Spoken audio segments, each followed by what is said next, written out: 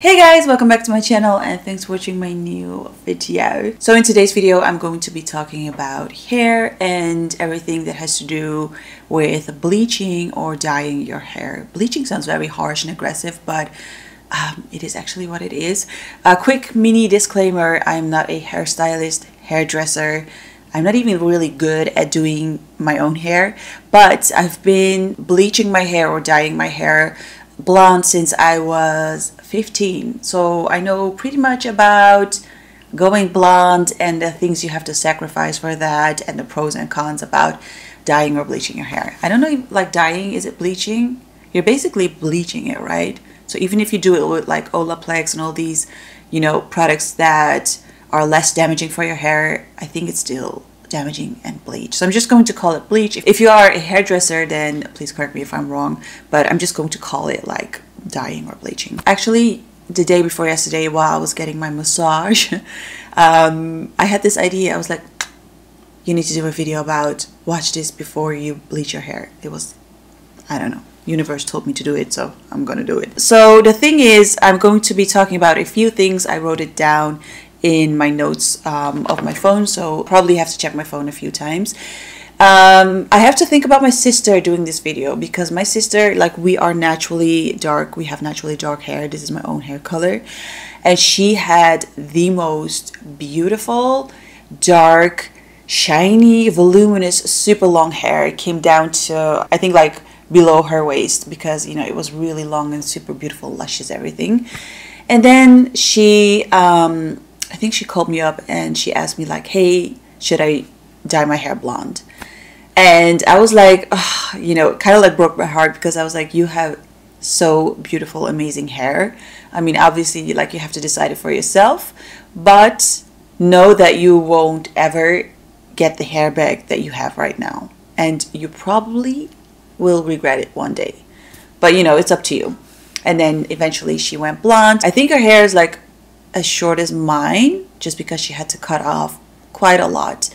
And then she also wore taping extensions and stuff like that. Anyways, long story short, her hair is probably more damaged than my hair is right now. So she had to sacrifice quite a lot, and then she didn't really regret it because she always wanted to try it. But she knows there's not really a easy way back, so that's the thing that she struggles with. So anyways, so let's say you have dark hair and you want to dye your hair blonde, and you've been seeing all these beautiful Instagram pictures and you're scrolling around and you're kind of like, you're in for a new change. You broke up with your boyfriend, and then, you know, suddenly we, especially we women, we are kind of like spontaneous when it comes to those things. Like, we are cutting our hair, go to the gym, buying new clothes, dyeing your hair black, red, blue, purple, you know, you name it. So I hope this video is going to be helpful for you, and I'm going to start with the cons and then end with the pros. So this is my natural hair color. I personally love my roots and the fact that it's like growing out like that. If you don't like this effect, then you can wear your hair blonde from the roots till the end, or just a little bit of baby highlights, balayage, whatever you want. The thing is, my hair is naturally, and I'm going to be talking about my hair because, you know, I know my hair, I can speak from experience.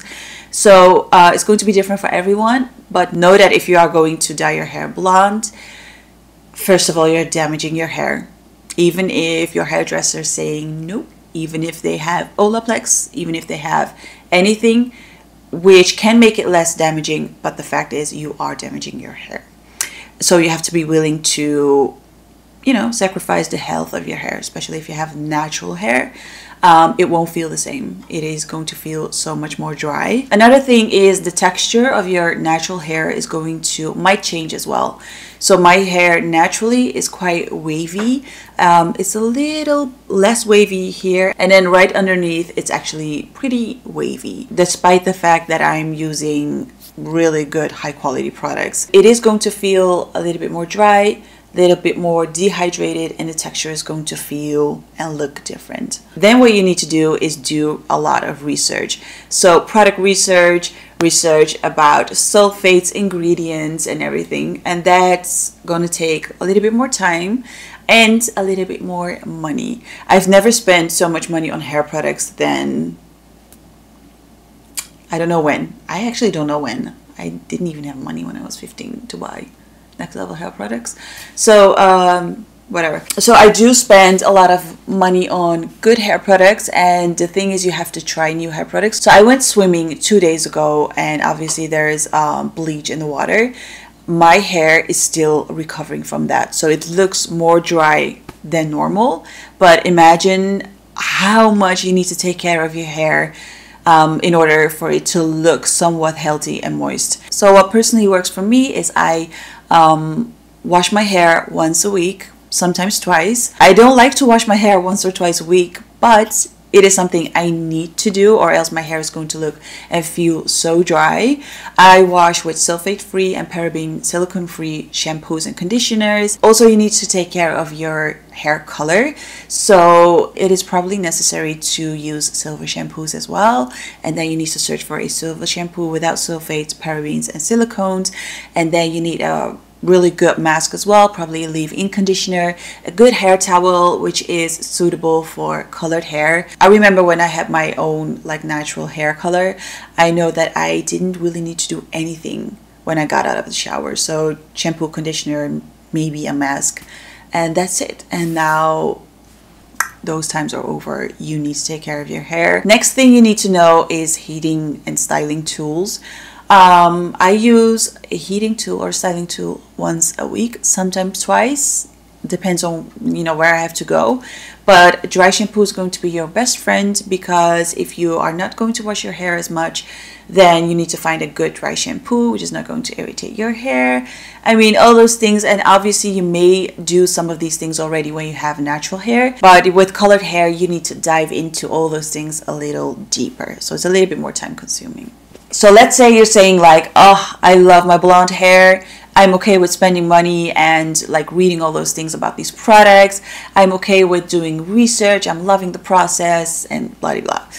So if there comes a time that you are sick of your blonde hair, you want to go back to your dark hair again, you kind of regret it, or even if you don't regret it, it is really hard to go back to your own natural hair color. So even if you are going to dye it dark, the blonde is going to shine through a little bit. So every time you wash your hair, you're washing the color off as well.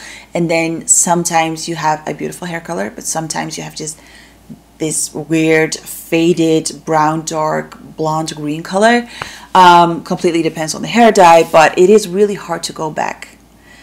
Texture-wise, color-wise, health-wise, like everything, it is really hard to, you can't even really go back. The only thing you can do is to outgrow your hair completely, and then you have to be willing to walk around with maybe not so pretty hair, and then eventually chop all the colored hair off. But yeah, you have to be willing to do that, and usually no one is really that patient. And this might be a little unexpected, but I remember going back to my darker hair when I was, I don't know, like 6 years ago. I don't know what I was thinking, but I was like dark blonde, dark blonde, dark blonde. After the last time I dyed my hair dark, I decided to stay with blonde forever. Different colors of blonde, yes, but I didn't like dark on me, even if it's my natural hair color, which is really weird. But the thing that I immediately noticed is I needed to change my, like, the way of clothing, the colors I'm wearing, the makeup I'm wearing. Everything looked really weird. Some of my favorite colors didn't go well with my hair. Like, I love wearing black with blonde hair, but it looked really weird wearing darker colors. Ugh, I just really didn't like it on me. So yeah, keep in mind that you need to probably adjust some of your clothing and makeup. It is going to look and feel weird at first. The last thing that I want to talk about is you have to go to your hairdresser quite often. So it is going to cost quite a bit, because if you're looking for a good hairdresser, I mean, it is not really cheap. If it is cheap, I don't know if I would really trust the hairdresser. Not saying that expensive is going to give you the best result, because I've seen some results that are, you have to trust me on this one. You have to do your research on good hairdressers. I've been to hairdressers that beat up my hair so bad, like I could like even cry. I remember like almost crying. The tears were like in the back of my eyes, because I could just do this, and then see my hair falling apart like that. It was so heartbreaking. So yeah, you have to go to the hairdresser more often, unless you like having roots like I have. Then you probably need to go like once in 4 or 5 months. Now moving on to the pros. The first pro I wrote down was YOLO. YOLO. You only live once.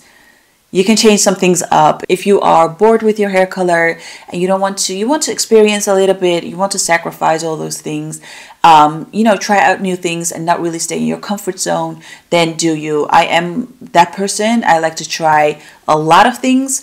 I don't really regret doing things because I'm like, hey, that was me back then. I'm pretty stubborn and spontaneous when it comes to those things. If I want something, then I go for it and I don't really think about it twice. I've never really regret anything, even though I look back at some pictures and I'm like, but that was me back then. So I think I'm just proud of the fact that I like to try out new things and never really want to stay in my comfort zone for too long. So yeah, if you want to dye your hair blonde just to see how it will look on you and you don't really care about all the things you have to do to take care of your hair, then go for it. A pro, and which was also a con, is you get to experience with new things, new makeup style. Maybe you can dye your brows as well. New clothing, new colors, maybe new jewelry. Maybe you liked silver and now you like gold or whatever. So you get to experience with new things. It's a new look. You can go shopping. You have all these excuses to go to the hairdresser, to buy luxurious, good smelling, maybe organic hair masks. You can make your own hair masks. Obviously, you can also do this with your own natural hair color, but it is going to be, I don't know, a little bit more fun when you feel like I'm doing it for my hair. You need to stay blonde. I'm giving you all these nutritions.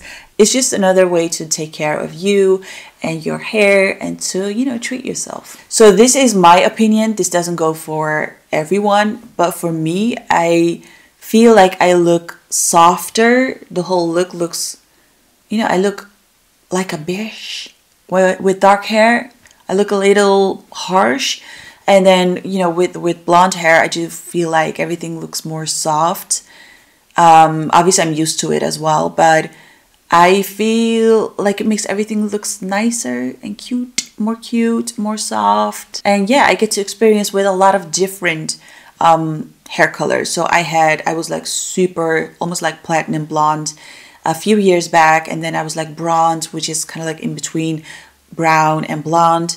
Then I was blonde from the roots all the way to the ends, and it was just like one plain blonde color. I had lowlights, I had highlights, so I can like experience with a lot of different shades. And with dark hair, I think it is going to, you can still wear caramel and maybe like red tones in your hair, but it's really hard to find a good cool brown hair color and to highlight your hair with that, if that makes sense. So the contrast is less visible, and with blonde you get to experience a little bit more. You can vary a little bit more.